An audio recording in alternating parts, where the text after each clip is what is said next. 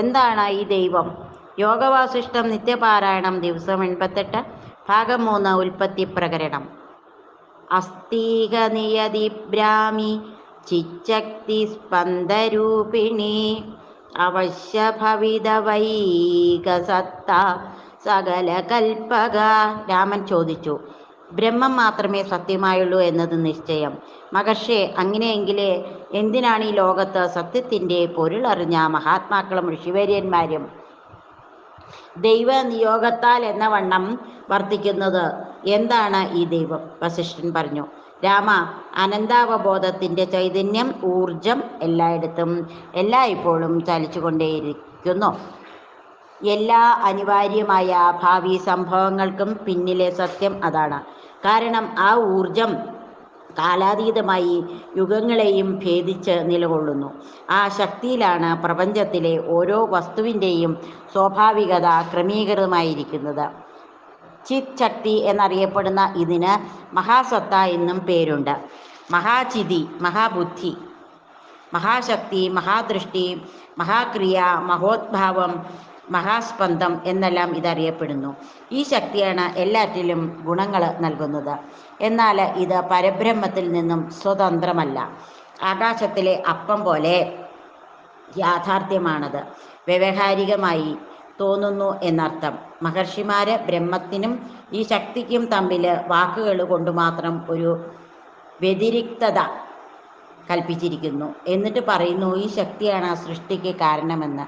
ശരീരവും അതിൻ്റെ ഭാഗങ്ങളും എന്ന് പറയുമ്പോൾ അവ തമ്മിലെ വിവേചനം വാക്കുകളിൽ മാത്രമാണല്ലോ. അനന്താവബോധം സഹജമായ ശക്തിയെ തിരിച്ചറിയുന്നത് ഒരുവന് സ്വന്തം ശരീരത്തിലെ അവയവങ്ങളെ തിരിച്ചറിയും പോലെയാണ്. ഈ അറിവിന് നിയതി എന്ന് പേര്. ഇതാണ് പരമ്പൊരുളിൻ്റെ ശക്തി. ഇതിനാലാണ് എല്ലാറ്റിൻ്റെയും സ്വഭാവം നിർണയിക്കപ്പെടുന്നത്. ഇത് ദൈവം, ദിവ്യനിയോഗം എന്നെല്ലാം അറിയപ്പെടുന്നു. നീ ഇപ്പോൾ എന്നോട് ഈ ചോദ്യങ്ങൾ ചോദിച്ച് ഈ പറഞ്ഞ നിയതിയുടെ നിയോഗം മൂലമാണ്. ഞാൻ പറഞ്ഞ കാര്യങ്ങൾക്കനുസരിച്ച് നീ കർമ്മോന്മുഖനാവുന്നതും നിയതിയുടെ നിയോഗമാണ്. ഒരുവന് എനിക്ക് ദൈവം ഭക്ഷണം കൊണ്ടുതരും, അതിനാൽ ഞാൻ ജോലിയൊന്നും ചെയ്യുന്നില്ല എന്ന് പറഞ്ഞിരിക്കുന്നതും നിയതിയിലാണ്.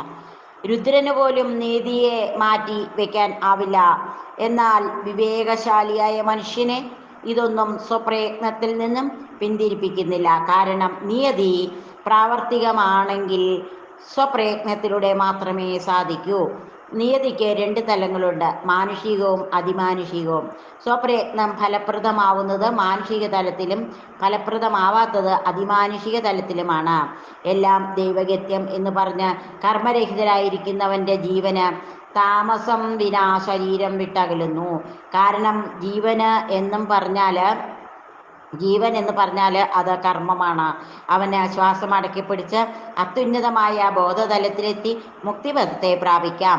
പക്ഷേ അതിന് വളരെ കഠിനമായ പ്രയത്നം കൂടിയേ തീരൂ. അനന്താവബോധം തന്നെയാണ് ഒരിടത്തൊന്നായും മറ്റൊരിടത്ത് വേറൊന്നായും കാണപ്പെടുന്നത്. ആ ബോധവും അതിൻ്റെ ശക്തിയും തമ്മിൽ ഭിന്നതകളില്ല. ജലവും ഓളങ്ങളും തമ്മിൽ വ്യത്യാസവുമില്ല. ശരീരവും അവയവങ്ങളും തമ്മിലും വ്യത്യാസമില്ല. അജ്ഞാനികൾ മാത്രമേ അവയിൽ ഭിന്നത ദർശിക്കൂ.